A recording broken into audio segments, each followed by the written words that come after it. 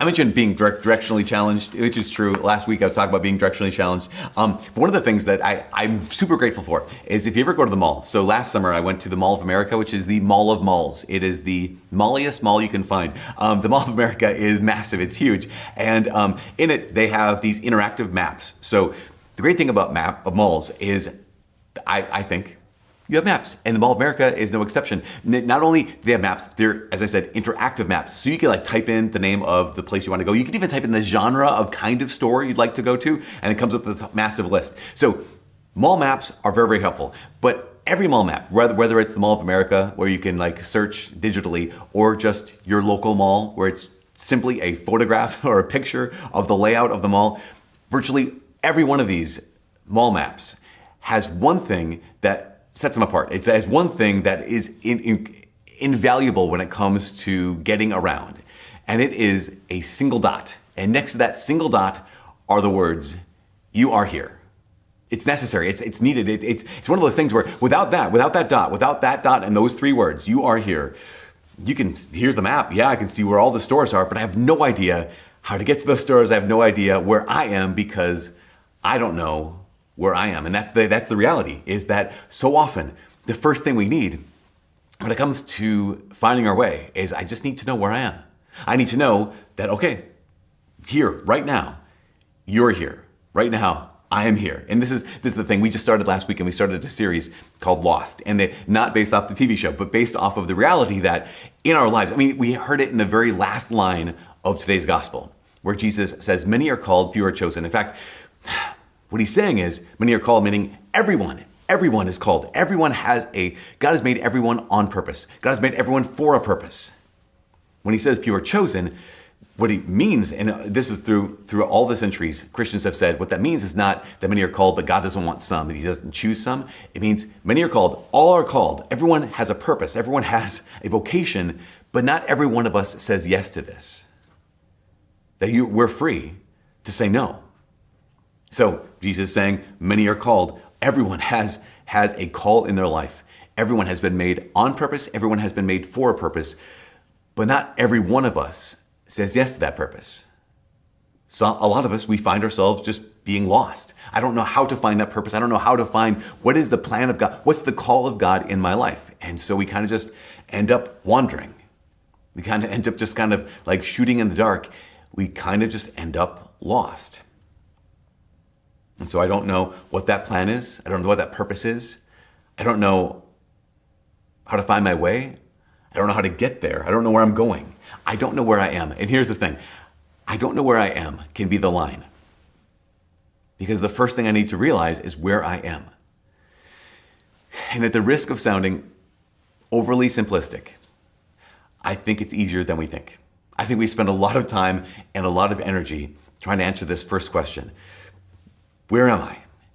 The answer is you are here. And again, that sounds, I might be oversimplifying things, but also y'all might be overcomplicating things, because the reality is you are here. Like in the sense of, we've said this before, but I'll say it again, is who you are right now. Like the person you are right now is who you are. You're not someone else. Who you are right now is who you are. If that's the case, if that's true, then where you are right now is where you are. That right now, the life you're living right now, this is your life. To pause on this, to realize that life isn't waiting to start. You're not waiting to be someone. Life has started. This is life. You are someone. You are here. And this is your life. Again, that might be oversimplifying things, but I don't think that it is. I think too often we're waiting for life to happen and we forget that it already is. I think too often we're waiting to be somewhere and we forget that you're already there. Like this is it. You are here.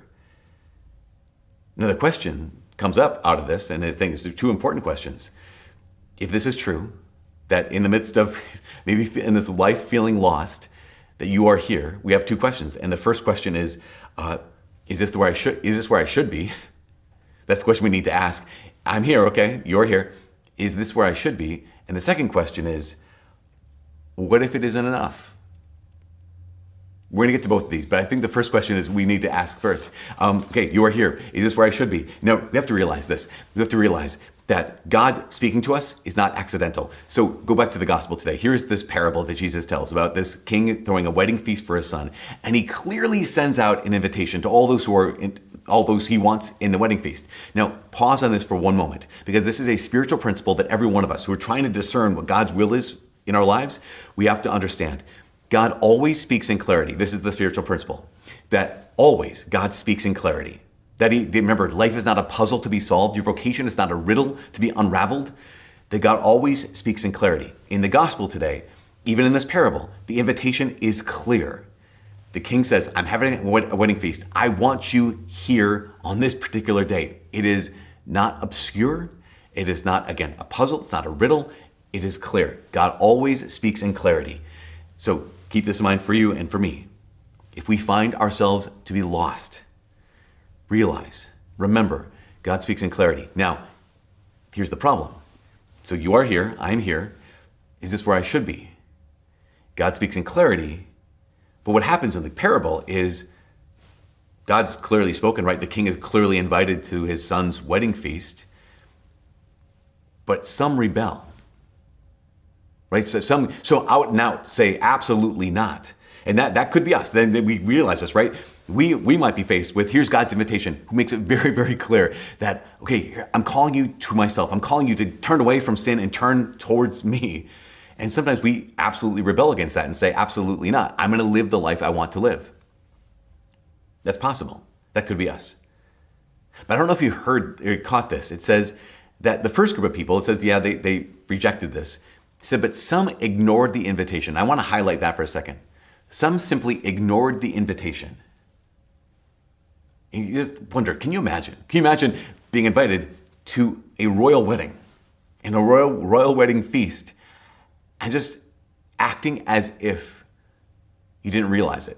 Can you imagine ignoring this? And I think we can, because I think a lot of us might have some selective hearing when it comes to God. We definitely have selective hearing when it comes to other people. I have a niece who, as she is, I think she's in first grade this year, and she is the most gifted and talented selective hearing child I've ever met in my entire life. Her name is Lucy. And Lucy, I've watched her. I watched her parents say very, very clearly, Lucy, do this thing. And she has this ability to have this glazed over look, like as if she is so fascinated by something other than what her parents are saying. And they're shouting out her name, Lucy, do this thing. And she's just kind of oblivious. And I think this is amazing. This girl is going places, as long as those places are where she wants to go and no one's telling her what to do. But she has this ability, and we have the ability to have this selective hearing. So what it says in the gospel today, it says, yes, some ignored this. One went to his farm, another went to his business. Basically, yeah, this invitation to the wedding, I mean, it's good. It's important. It's just not as important as what I've got going on. And this is true for us, right? Here's God's invitation. I made you for a purpose. I've called you to myself. And yeah, God, I get it. That's important. It's just not as important as what I've got going on, which is ridiculous. I mean, go back to the parable. You're invited to the royal wedding and the royal wedding feast. But I've got my farm. I've got my business. I've just got my stuff. See, this is the reality. When we ignore God's call, it's not like we missed God's call. In the parable, they don't miss God's call. They just don't want it. And this can be us. I'm not missing God's call. I just don't want it. I ignore it. In fact, the term to ignore, it's the same root, obviously, as the word ignorant. So, little Greek lesson, gnosis or gnosis means to know. So, ignore or ignorant means to not know. And so if you're ignorant, it means you don't know. But to ignore doesn't, how we use it, doesn't mean you don't know. It means you don't pay attention to, right? It's a willful kind of a situation where I'm choosing not to know, or I'm choosing to live as if I didn't know. That's the case. I'm choosing to act as if, or to live as if I didn't know. Again, it's not that I missed it. I just don't want it. So the question I have to ask is, here's the invitation. Are there any invitations that I'm currently being offered that I'm currently ignoring? This is the question. Okay, you are here. This is your life. Who you are now is who you are. Where you are now is where you are. This is life. Is this where you should be? Well, let's ask the question. Are there any invitations you are currently being offered that you're currently ignoring? Is God extending any invitations right now to you that you're currently pretending that he's not extending? So we talked about this last weekend. Last weekend, some of those questions were, okay, am I in a state of grace? If I want to get where God wants me to be, if he's calling me to not to be unlost, he's calling me to be found, okay, am I in a state of grace? If I'm not, that invitation is to go to confession. That's the invitation. So am I currently being offered an invitation that I'm currently ignoring? Yeah, or the next question was, am I doing my daily tasks? If I'm not, the invitation is to act. The third question was, am I praying every day? If I'm not, the invitation is to pray. So question, are there any invitations I'm currently being offered that I'm currently ignoring? You are here. Is this where you should be, or are you called to be somewhere else? Again, remember, God always speaks in clarity. So if you're like, I don't know, I'm panicking right now because I don't know if he's calling me somewhere else. If you clearly realize you're not ignoring any invitations, then clearly he's not inviting you there. So just, you are here, and here's where you're supposed to be. So that's the first question. That's the first big thing of this is your life. Who you are right now is who you are. You are here. Is this where I should be? Are there any invitations I'm currently ignoring? Second question, though, of course, and it's almost a deeper question. And the deeper question is, I'm here, but what if it's not enough? God has a call in my life, but what if it's not enough? Yes, God has a purpose in my life, but what if that purpose isn't enough? Another way to say it is, what if what God wants for me isn't enough for me? What if what God wants for me isn't enough for me? What if I get there and I realize it isn't enough? That's why I go to St. Paul. It's the second reading today. And St. Paul, he has this whole thing, and he says, I know how to be hungry. I know how to be well fed. I know how to live in abundance. I know how to live in scarcity. Paul basically is saying that I've lived through a lot. I think it's just really remarkable. In fact, Paul even says, I've learned the secret. Yeah, I have this secret, and the secret he's learned is, he basically says, I'm never lost. Like, there's a lot of people out there who have that question, like, what if what God wants for me isn't enough for me? And Paul's like, yeah, I've learned the secret. I am never lost. But here's the issue. Paul had to learn the secret. He said, I've learned the secret of being hungry and being well fed. I've learned the secret that in all circumstances, I'm content. But you realize that this might be us, that I say, actually, I'm still afraid. I'm still afraid. What if God's plan for me isn't enough for me? What if I get there and it's not enough? That's why I like to go back to this is St. Paul writing to the Philippians. This is the end of his life, one of his last letters. Go back to one of St. Paul's first letters. And one of his first letters is 2 Corinthians. The first letter is 1 Corinthians, but the second letter, 2 Corinthians. In fact, some people say there's a letter between 1 and 2 Corinthians. But whatever. This is early on in Paul's life, early on in his ministry. Here's Paul writing about his life and about how, okay, yes, I've said yes to the Lord. I've said yes to God. I don't know. What if I get there and he's not there? What if I get there and it's not enough? He describes this in 2 Corinthians chapter 11. He describes some of the pains he went through as someone who's a follower of Jesus. He says, I've had greater labors. I have far more imprisonments, far worse beatings, more numerous brushes with death. He says, 5 times at the hands of the Jews, I received 40 lashes minus 1. He was beaten. 3 times I was beaten with rods. Once I was stoned. 3 times I was shipwrecked. I passed a night and a day on the deep, on frequent journeys in dangers from rivers, dangers from robbers, dangers from my own race, dangers from the Gentiles, dangers from the city, dangers in the wilderness, dangers at sea, dangers among false brothers, in toil and hardship, through many sleepless nights, through hunger and thirst, through frequent fastings, through cold and exposure. Imagine, here's St. Paul. Frequently, he says, frequently I was hungry. Frequently I was cold. Frequently I couldn't sleep at night. Frequently I had no idea where I was going. And you can imagine that this is the same man who at the end of his life said, have no anxiety at all. Remember last weekend? This is the same man who says, yeah, have no anxiety at all. Don't worry. Because that's our fear, right? Our fear is, what if I get there and it's not enough? What if what God wants for me isn't enough for me? Well, St. Paul says, I lived through all this. I've lived through toil all night. I've lived through toil all day. I've lived through, where's my next meal going to come from? I lived through abundance. I've lived through all this pain. And every time he came up to this pain, he had that question.